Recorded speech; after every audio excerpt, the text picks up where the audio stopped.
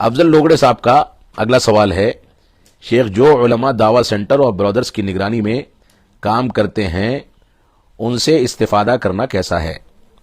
دیکھیں، یہاں پر کون کس کی نگرانی میں کام کرتا ہے یہ ایک مستقل مسئلہ ہے۔ کیا علماء کو ان واعظین اور غیر علماء برادرز کی نگرانی میں کام کرنا چاہیے کہ نہیں کرنا چاہیے، یہ ایک مستقل سوال ہے، اس پر تفصیل سے گفتگو کی جانی چاہیے۔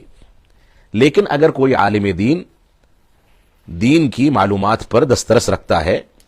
دین پر اور منہج سلف پر مکمل طریقے سے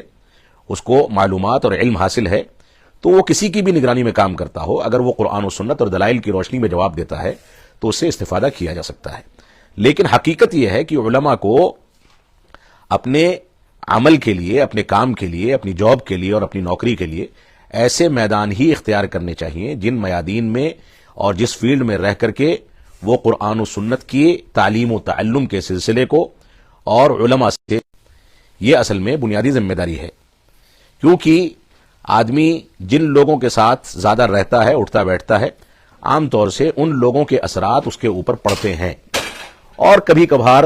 وہ مصلحت پسند ہو جاتا ہے۔ غیر علماء برادرز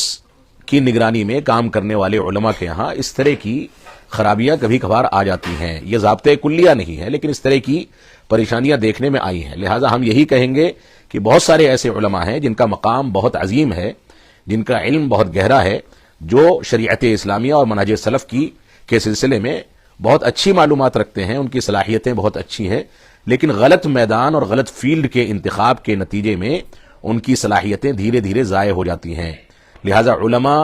اپنی صلاحیتوں کی قدر کریں، اور ان صلاحیتوں کو جنہیں اللہ رب العالمین نے ان کو عطا کیا ہے، ان صلاحیتوں کا تقاضا یہ ہے کہ وہ ایسے میدان اور ایسے فیلڈ کا انتخاب کریں جس میں رہتے ہوئے وہ کھل کر کے علمی کاموں کو انجام دے سکیں اور علماء سے جڑ کر کے کام کر سکیں۔ عالم کو عالم ہی سے جڑ کر کے رہنے میں عافیت ہے، اسی میں اس کے لیے کام کرنے کے امکانات بنتے ہیں۔ اللہ رب العالمین ہم کو اس نزاکت کو سمجھنے کی توفیق عطا فرمائے۔